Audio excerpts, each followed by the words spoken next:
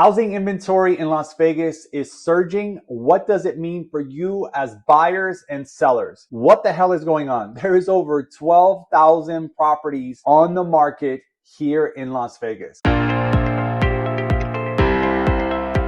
All right, guys, so today we're going to talk about what the hell's going on with today's markets. It is insanity in a not so good way. So we got to get creative. We got to talk about what's going on. How do you adjust? How do you adjust as a listing agent? How do you adjust as a buyer's agent? It is definitely a buyer's market out there. However, you never know. Even last week here in Las Vegas, there was a $17 million home that sold. The week before, there was a $12 million home that sold. So properties will always continue to sell. Real estate will continue no matter what. And real estate will always continue because of the 4D: diamonds, diapers, divorce, and death. One of those reasons, real estate will always continue. So let's talk about real estate on the West Coast. I am Nate Strager with Luxury Estates International here in Las Vegas and Coldwell Banker West in San Diego. I bounce back and forth. I do a lot of business. I've been doing this over 21 years, going into my 22nd year. I do everything from luxury to land, developments, you name it. So I have a lot of experience. I'm going to talk about what's going on in today's market and how you can adjust. So let's start with the listing agent. The majority of my business, 90% of my business is listing. So I can tell you, what am I doing in today's market? Well, there's a few different things. And it's not all about price cut. It really isn't, because if people love the property, they're going to pay what they want. If they fall in love with it, they walk in, they go, oh my God, this is it. This is perfect. You know, the guy's like, Wilma, this is it. This is perfect. You know, they're going to buy it. So it's not just about price. People don't buy things unless you're a true investor strictly based on price. They want to love the home that they're living in or property, depending, multifamily. But let's talk about some things that you can do as a listing agent. So as a listing agent, one of the biggest things, I do a lot of luxury, stage the property. The worst thing you can do is put 90 photos up on MLS of a bunch of empty rooms. Nobody wants to see 5 photos of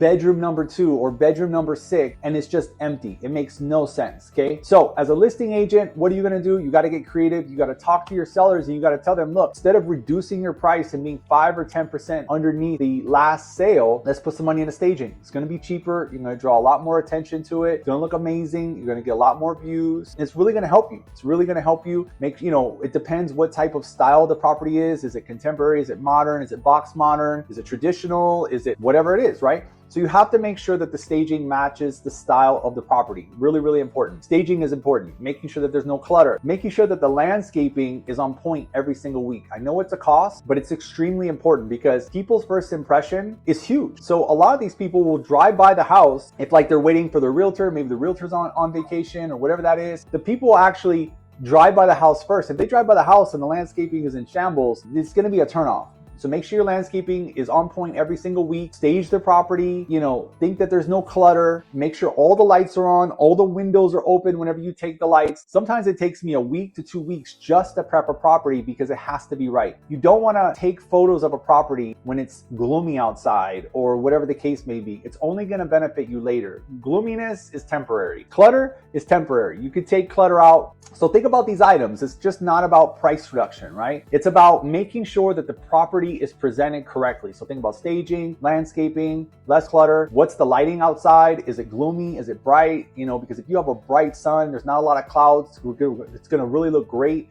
with photos. And all these photographers now have wide-angled HD lenses. So these are a lot of extremely important points. So that is on the listing side when it comes to not doing a price reduction. Now let's talk about price reduction. So everybody's situation is different. I have a lot of sellers. Some sellers just got to sell because they're getting divorced or they had a death in the family, or maybe they inherited a property and they're like, I need to sell. I can't wait 3 to 6 months or 9 months or whatever the case may be. In my opinion, I think anything under 6 months on the market is still a seller's market. I think once you get over 6 months, it starts to become more of a buyer's market on that particular property. Price will make a difference. It will, absolutely. It's very rare. I used to see price improvements in San Diego, but even now I'm seeing a lot of price improvements in San Diego. So if you have to sell, you have to be realistic with yourself as a seller, and you have to think to yourself and say, okay, do I want to let my ego get in the way and say my house is worth $3 million. The last sale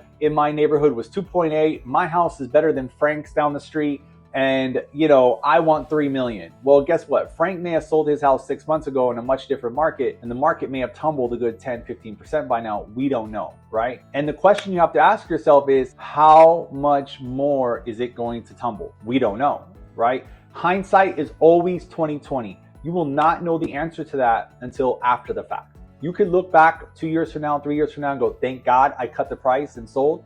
Or you could look back and go, damn it, I shouldn't cut the price. The market went back up. We don't know.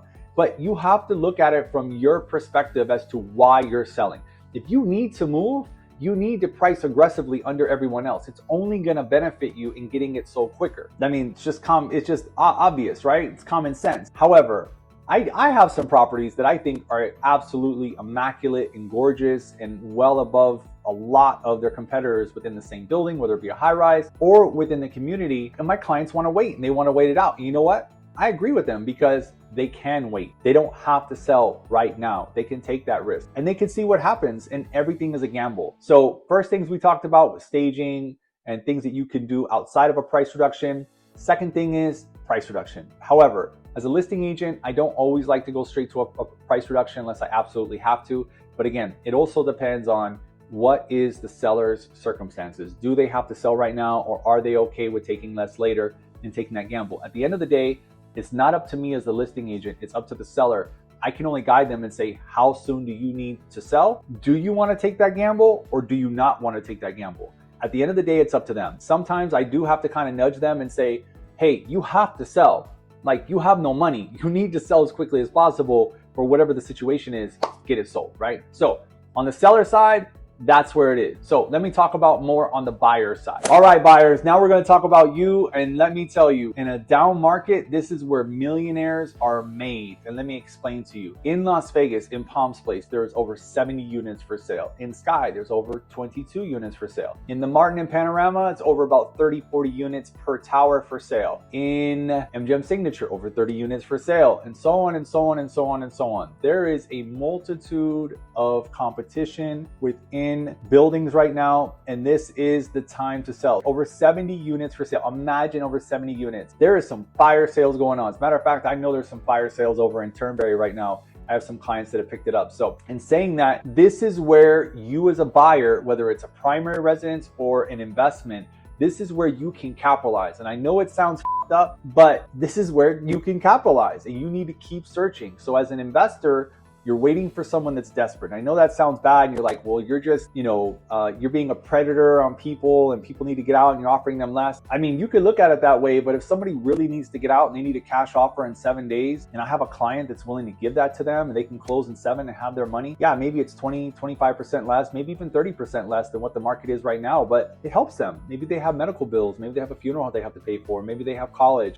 Who knows what the situation is, but the bottom line is that you are helping them out. And they don't have to sell for that price, but they're choosing to. So, I remember back in 06, 07, 08, when everything dropped through the ground and there was houses that were $100,000, there were condos that were $30,000. My God, if I would have known where the market is today, I would have picked up 10 houses. I would have picked up, 20 condos and been sitting like crazy amazing right now. But who would have known, right? So when there's desperate times, it calls for desperate measures. And if you're cash heavy, or even if you just have 20, 30%, you could buy a property right now, this is the time to search for those deals as an investor. Now, let's talk about you as buyers, as owner occupied. Look, the economy is what it is, right? We can't change it. The housing market is what it is. So let me give you some stats that actually my assistant pulled up. So this is from the Las Vegas Realtors report. Sales and contracts are down. Builder sales are down 29% from last April, while listings exploded in April 2025, and only 2,171 homes have sold, which is a negative 7% year over year, but 6,200 homes have had no offers. That is up 79% from last year. Those are real numbers. And I've been telling everyone since August of last year, 2024, the market is coming to a really slow screeching halt. Nobody believed me. Here's the thing, people only believe what they read. And so, but the outlets that are giving you that information isn't giving you that information until a month, 3 months, 6 months later. I'm in the trenches every single day. I see it, I talk to buyers and sellers, luxury, land developers, I deal with it every single day.